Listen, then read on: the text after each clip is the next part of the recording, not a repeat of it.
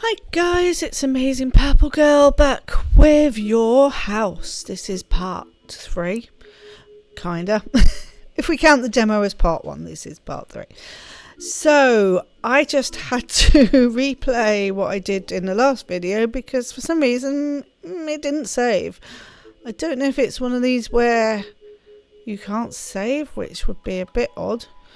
But yes, I'm back in the room with the books and the picture of what says Serena Pullen, which is obviously an anagram for Arsène Lupin.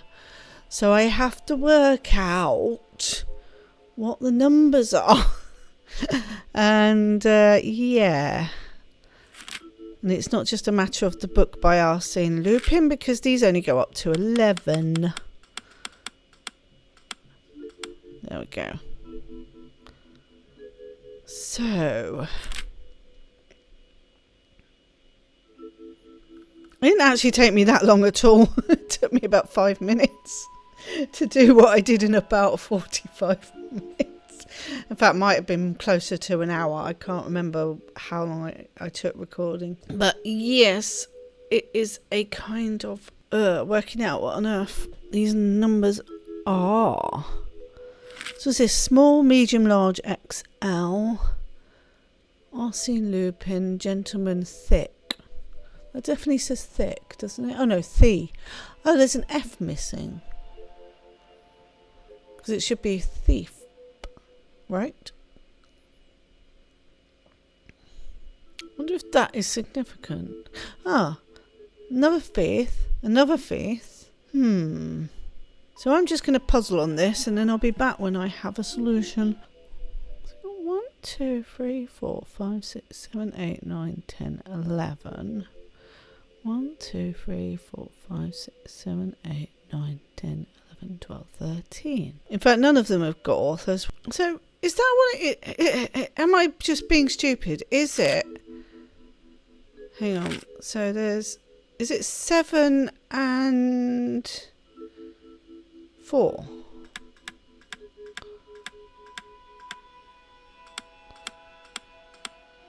No. I'm sure I am being stupid, but I'm trying to... Oh, I can't leave. So it's not like it's something in the book because I can't go to the book. It's not in another room because I can't leave. So that's interesting. Serena Pullen, something tells me that I'm in your house. Yeah, she's got the scrapbook, so why can't I get to it? Debbie once again flips through the scrapbook, but I can't. That's a bit unfortunate.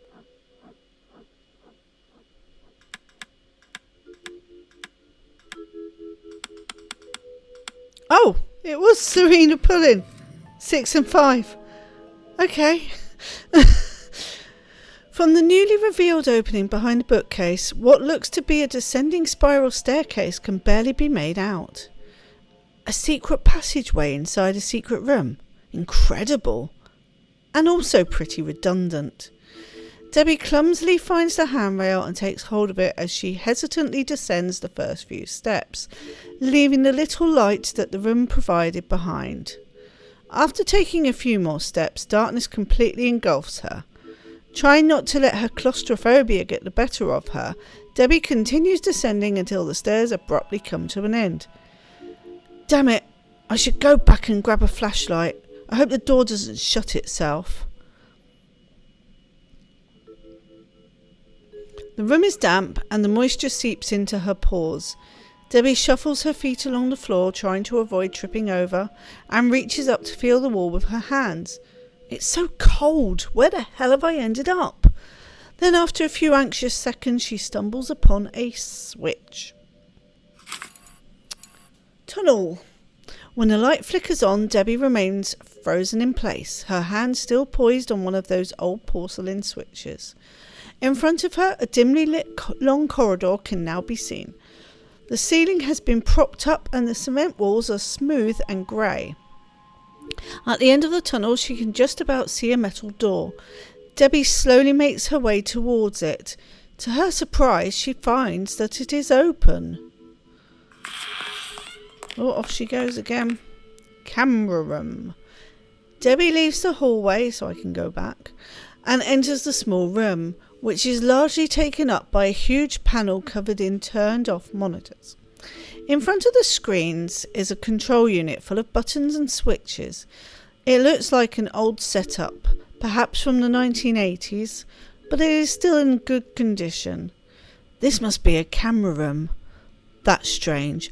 I don't remember seeing any cameras around the house. Debbie tries to turn on the monitor panel by pressing several switches, but to no avail. She turns around and continues inspecting the small room. She sees a locker, which I can't click on yet. Debbie tries to open it, only to find that it is locked, which obviously I will be able to click when I unlock it. Debbie looks for the key inside some drawers under the console and checks a shelf full of jars, but finds nothing useful. But we're going to look at the shelf anyway. Good Lord.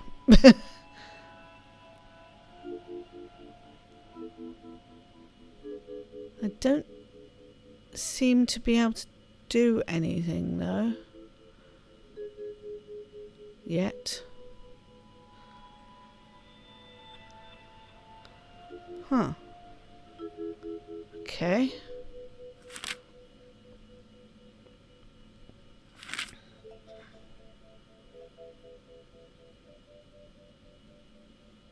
Nothing here. No, that's it. Whoa. Back to the hallway. Ah. Debbie returns to the hallway and heads towards a second door next to the camera room door. It is also made of metal and appears to be open. It's creaky. Warehouse. Debbie steps into the room, fearful of what she might find. She makes sure to leave the door ajar in case she has to go back into the tunnel. A tinkling light bulb hangs from the ceiling. The room, which looks like a small storage space, is empty, except for a brick in the corner. Okay, get the brick. Wait a minute. What is this? Debbie bends down and picks up the brick. Underneath it, she finds a key. Handy. Okay, it's back to the other room. We can unlock the locker, I guess. Camera room.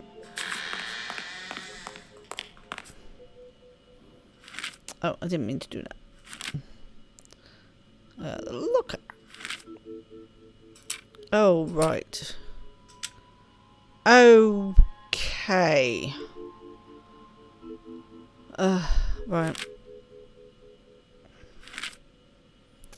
I'm going to take a photo because I won't remember this, but yeah, now it makes sense. I'll go back to the locker. So, triangles to the left, squares to the right. Oops. No, squares in the middle. Stop it. Diamonds to the right.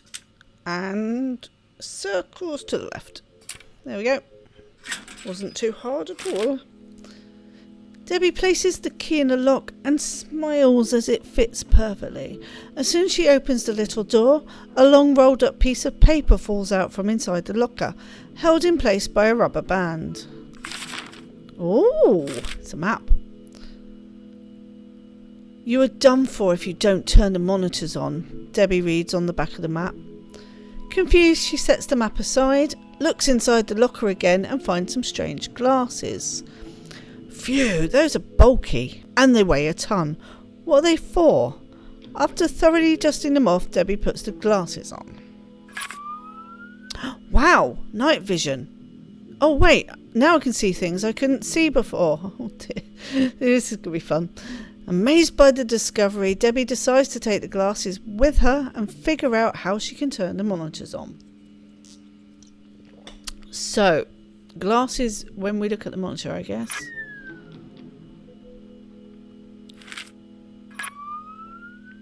No? Maybe not. Off. Shelf? Oh, no, other room. I think.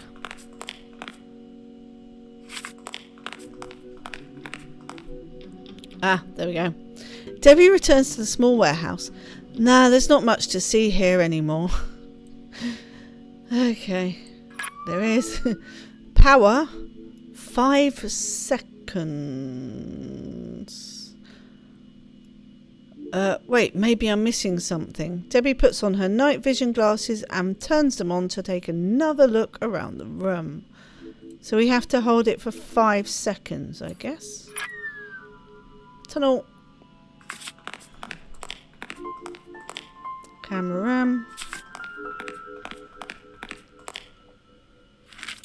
1, 2, 3, 4, 5. There we go. That was a bit more than 5, but okay. Meet curiosity. Oh, meet me at the Cabinet of Curiosities. What is the Cabinet of Curiosities?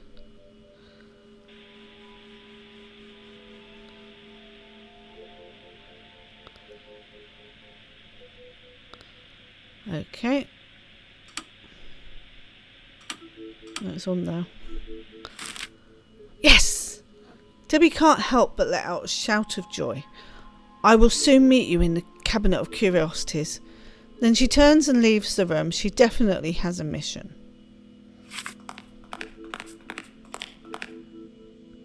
Debbie returns to the secret passageway, intending to continue exploring. She advances down a narrow corridor, staying away from the warehouse and the camera room. This is much bigger than it looks. Debbie is surprised to find that she has been fooled by the perspective, and what had once looked like a dead end is actually a perpendicular corridor filled with even more doors. On the first door, she finds a sign that reads Video Shop, while the other says Garage. Debbie can make out 2 similar symbols drawn on both doors. Debbie continues walking and finds yet another door. This one is labelled Street, and it also has a symbol drawn on it. However, this door is much smaller than the rest. A few steps ahead, Debbie sees the sign on the last door. She stops with a jolt. Cabinet of Curiosities. She immediately rifles through her pockets and pulls out the map she found. This time she takes a closer look. Mip. Right. So, we're there.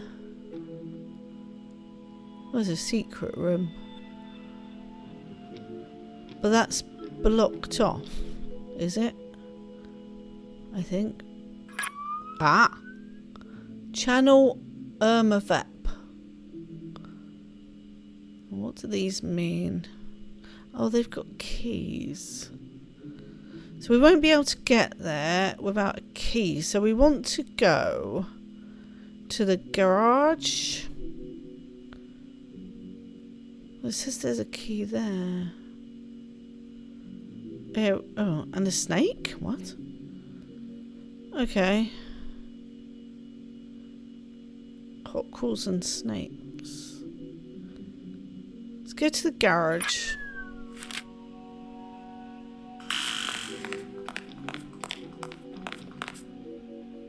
When she opens the last door in the tunnel and discovers that it leads to the mansion's garage, Debbie can't help but feeling a little lost. Really? I hadn't even noticed another door in the garage. The truth is, Debbie had been in the garage before, but she had always accessed it from the garden. After brushing the dirt off her hands, forearms and legs, Debbie takes a look around. The garage's main tenant is a beautiful convertible covered by a semi-transparent tarp. Someday we must go for a drive, you and I. The vehicle is surrounded by the shelves that are full of junk and old boxes. There is also a fire extinguisher hanging on one wall. Despite coming to believe over the last few weeks that everything in the house belonged to her, at times she felt that it didn't at all, and that any given moment someone would appear to accuse her of being a thief. Ah, that's what the snake is. Remove the safety pin, point at the base of the flames. No. Remove the safety pin, point at the base of the flames, Press the handle to kickstart extinguishing agent. Okay. So we don't need that, but I want to go to the garden because there should be a key down there.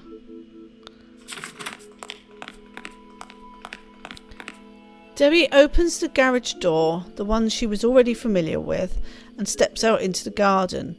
It is getting dark. She has been wandering the mansion's secret tunnels for so long that she has lost track of time. She thoughtfully circles around the pool and the hammocks, roaming through the leaf-covered lawn. She stops next to some sculptures that caught her eye from the very first day. At the end of the garden stands an imposing tower, another of the estate's great enigmas. Debbie has tried to get in there several times, but the door has one of those cryptic electronic locks. Arsène Lupin. Simon Templar, the Saint. Thomas Crown from the Thomas Crown Affair. And Philibus, I don't recognise that name. NEWS, North East West South. Okay.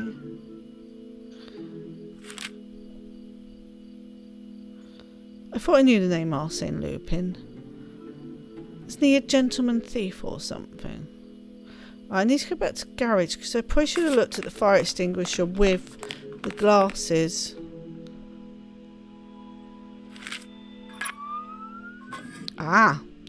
P-A-R-I-N-G. Oh no, K. Parking.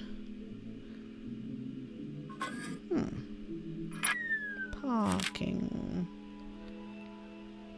I haven't got the map. Okay. This chapter is very long.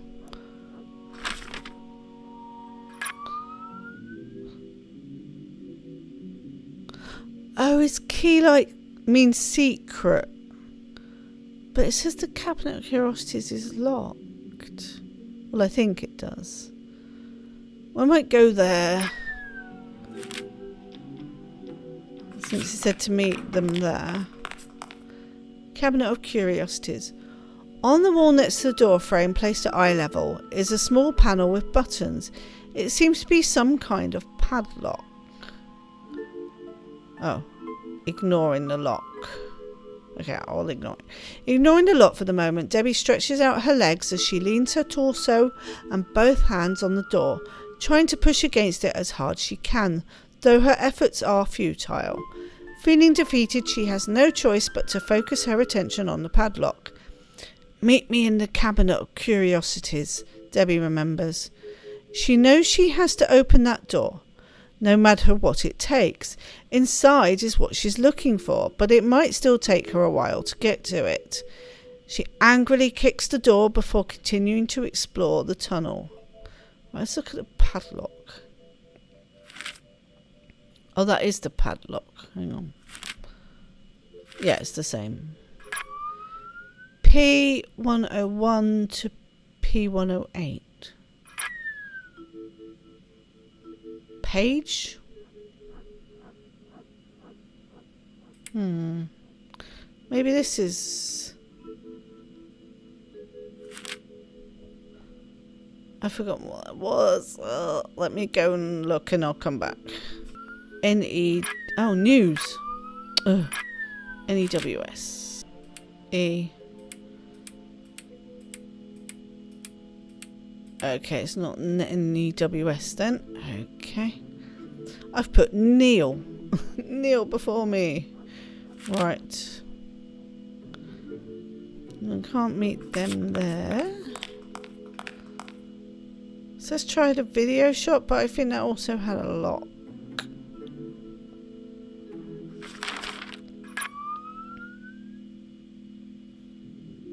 It looks like there's something blocking the video shop.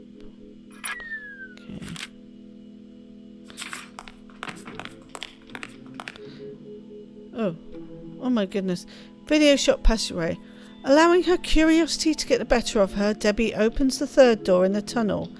It is a new passageway, much narrower than the rest. propped up with wooden planks and poorly lit by rudimentary lamps. Where does this passageway lead to? As she progresses down the corridor, slightly hunched over, her anticipation is tinged with uncertainty. The wooden planks creak and shift unevenly as she steps on them, proving that the tunnel is dug directly into the earth. Debbie advances, carefully crouching over. She walks on, until she reaches a gate. Debbie inspects the symbol on the lock. That symbol looks familiar. It's going to be cockerel, isn't it? Yeah. Oh, there's nothing there. Ah.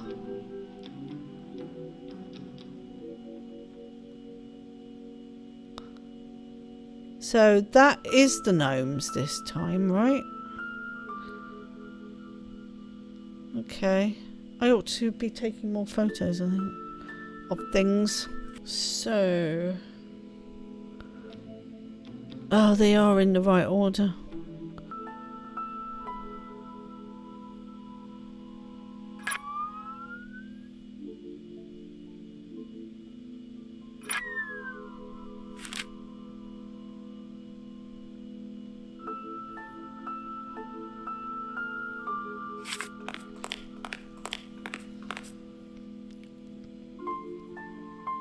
Right, street it is. Debbie opens the 5th door, the smallest of all the doors in the mysterious hallway. It looks like one of those shrinking doors from Alice in Wonderland. Debbie plucks up her courage before crawling into a tiny corridor dug out of the earth, as dark as a lion's den. At the end of the tunnel, a tiny promising light is visible. She can feel the soft earth and the occasional small root under her hands and knees. Did you build these tunnels, Serena? Couldn't you have had a more normal hobby like playing solitaire or drinking scotch? As she nears the little light, she makes it out to be a rudimentary lit wall lamp. When she finally reaches it, Debbie looks up, searching for a way out, and relieved sees a trapdoor. Ugh, I won't be relieved. There's nothing there. Why has that got a maple leaf? No, I'm not surprised. No? Okay, fine. Don't guess.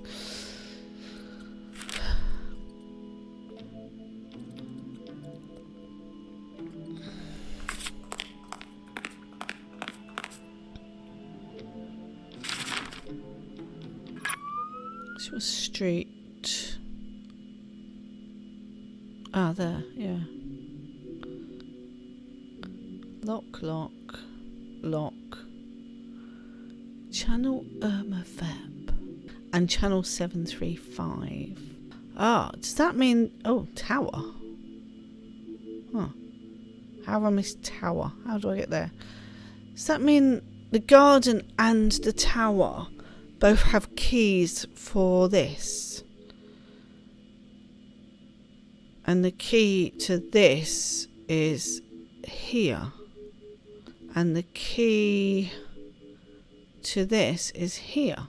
I can turn it off and leave. Can I go back to the camera room?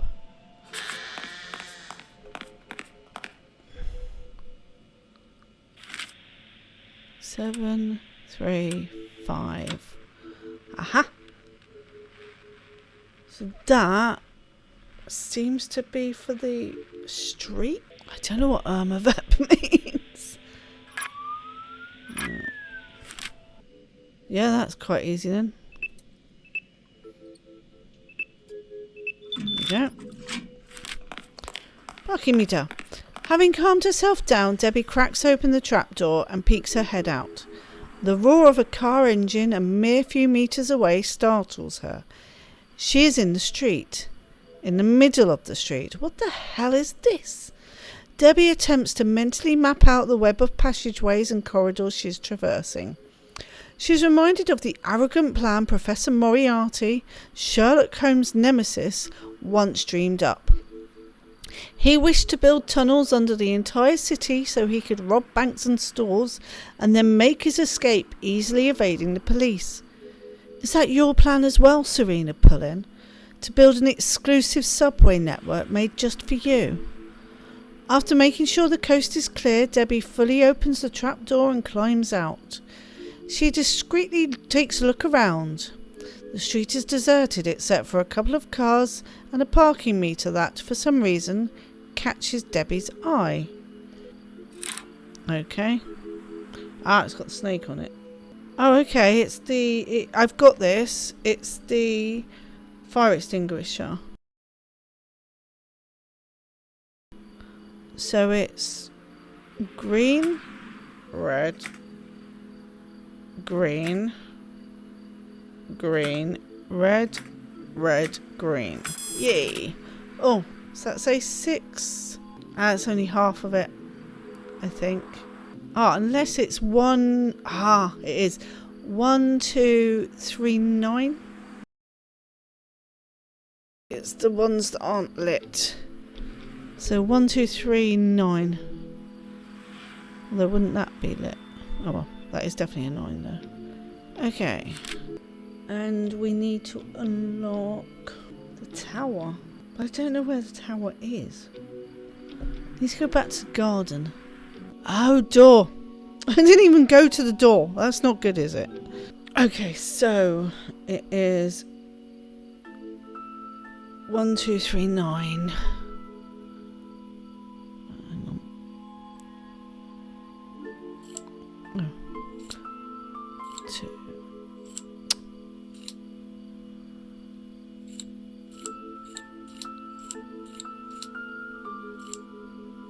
Why's that one not turning? Oh, I see. 1, 2, 3, 9. Oh. It's definitely 1, 2, 3, 9.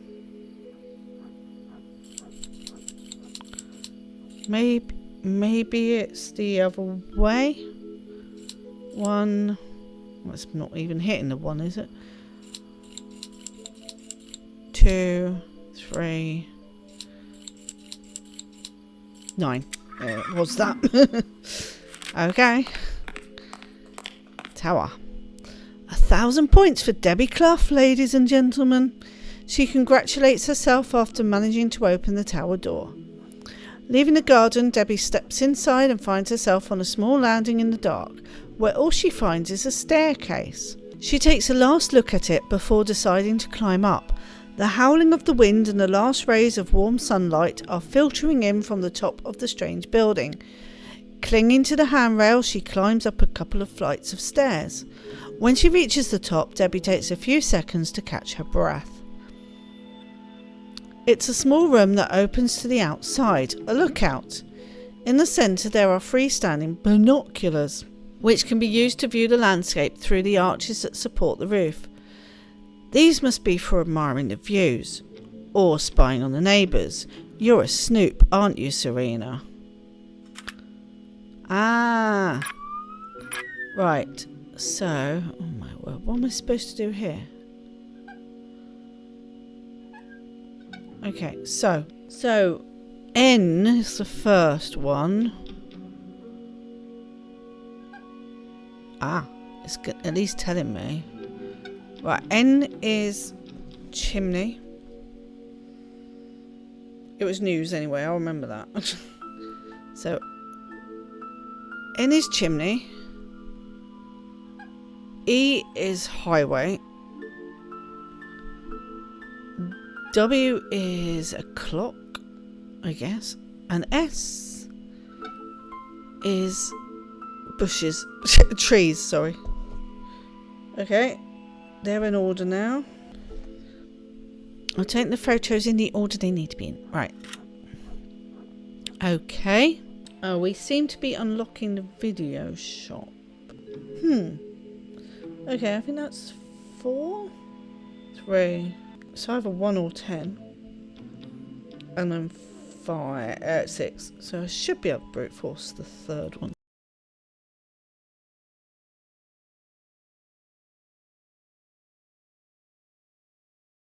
Four,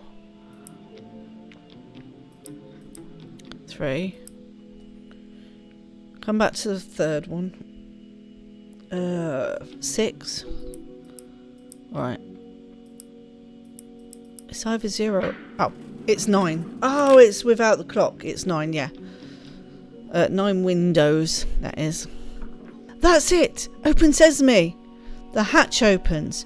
Yet another of the mansion's secrets has been revealed. One more piece of the gigantic puzzle. You're not kidding.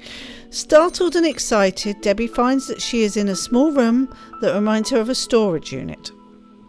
At the back there is a door through which light filters in. Wait, what's that noise? Debbie can clearly hear voices from behind the door. She approaches it and opens it very cautiously. Through the crack she can see a guy dressed in uniform standing behind a counter, serving another young man. Behind them, a lady holding a baby in her arms browses through VHS and DVD movies on a shelf. You're kidding me! I'm in a video store! Debbie can't believe her eyes. She glances back at the trapdoor in the corridor that led her here. What's going on here, Serena? Are you afraid you'll miss the latest releases? Debbie quietly shuts the door and walks over to the shelves to inspect them. They are crammed with boxes of movies. Okay, The Killing. Nothing there. Revenge of the Pink Panther. Oh. And... Irma Vep.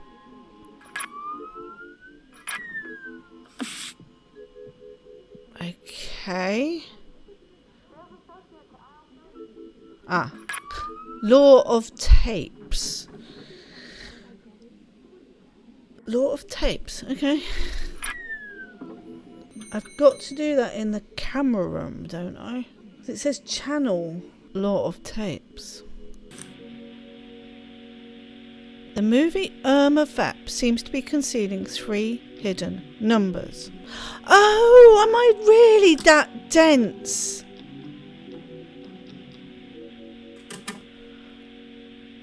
Three, 2, 5.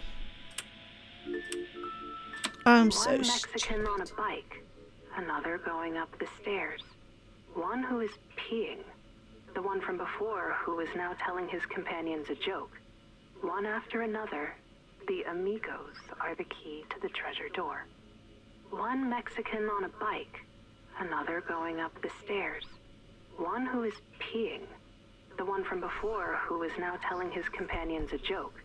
One after another, the amigos are the key to the treasure door. One Mexican on a bike, another going up the stairs. One who is peeing. The one from before who is now telling his companions a joke. One after another, the amigos are the key to the treasure door. One Mexican on a bike, another going up the stairs. One who is peeing. The one from before who is now telling his companions a joke. One after another, the amigos are the key to the treasure door. One Mexican on a bike, another going up the stairs.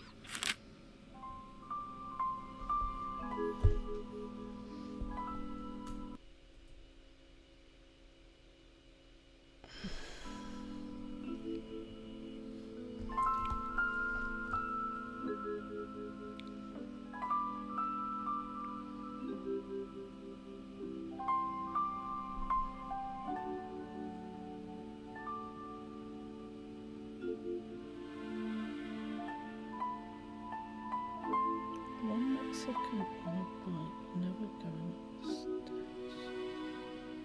Who's peeing?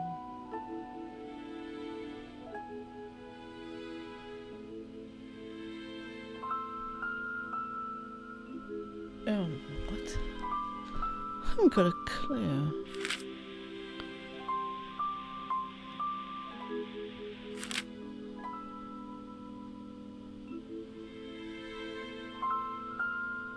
One Mexican on a bike.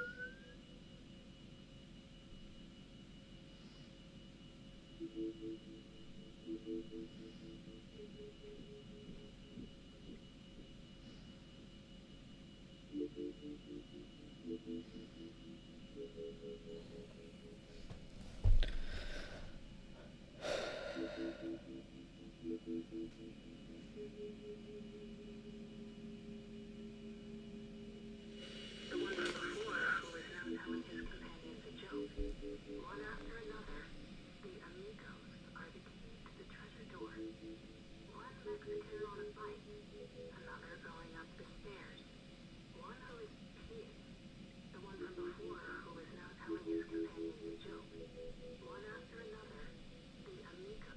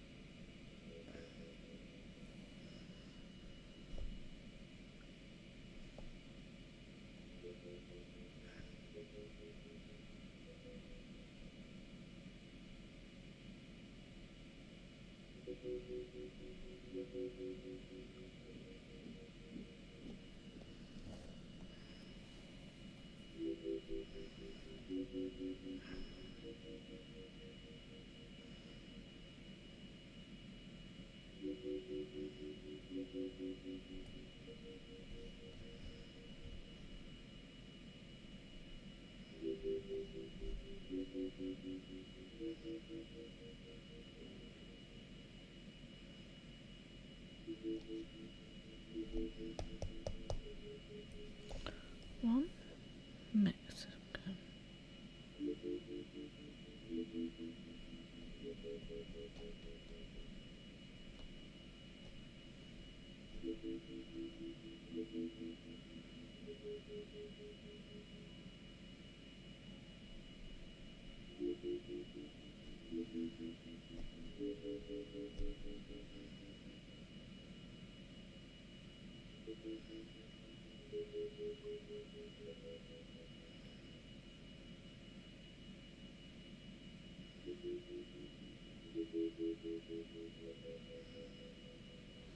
What?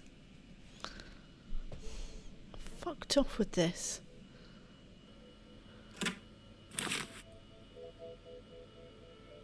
Did you see that some pages from the book? What book?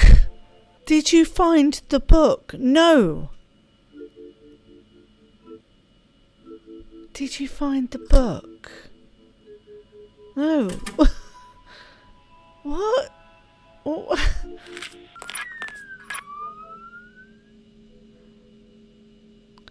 Oh, you are joking me. There's more. Oh my. However, before giving up, Debbie has a funny feeling and she decides to put on her glasses. Ha! I knew it. Feeling both amazed and satisfied, she sees that something has been written just above the electronic padlock. P101 to P108. There seems to be an insane logic to all of this, and Debbie is beginning to understand it. Debbie reflexively opens the book to consult it as if it were a dictionary. Book. How many times have I know exactly what I've done wrong here. Okay. Wow. Master Thief Leon strikes again, but we're not looking for that. We're looking for 101. Los Amigos Salvajes. E. Okay. Francisca.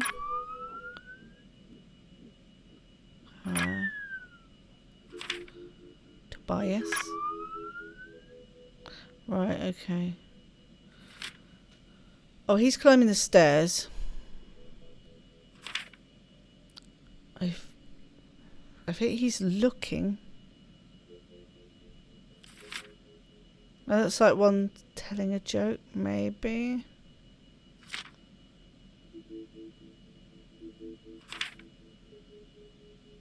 Reunion. And that's the last one. Oh, Church of the Spaghetti Monster. Right, so we want one riding a bike, which is definitely this one. Or is it? No, that's one riding a bike. N. I can't believe how long I've been playing this for. N. One climbing the stairs. O. One peeing. E. And then one telling a joke. Let me just find what she said about telling the joke. The one from before who is now telling his companions a joke. So we've got Francisco, Octavio and Pedro.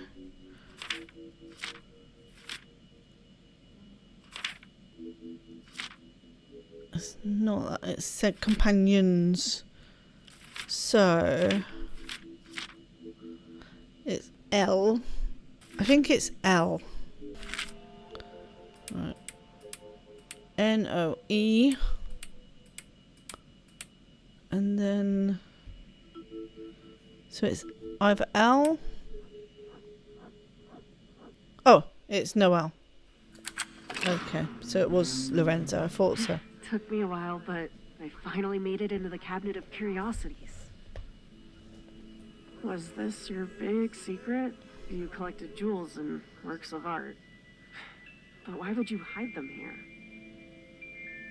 But hold on, it wasn't Serena who took all of this. It was someone called Leon. Mm-hmm. A genuine gentleman thief who elevated theft to an art form.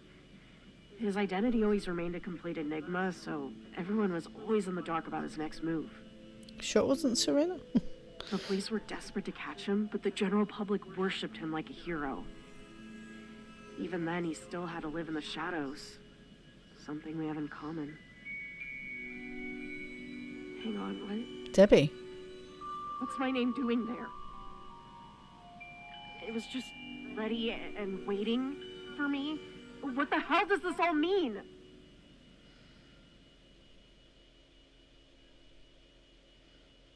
Thank goodness that is chapter 3. Well, my goodness, I do not want to tell you how long I've been playing, but it's over 2 hours.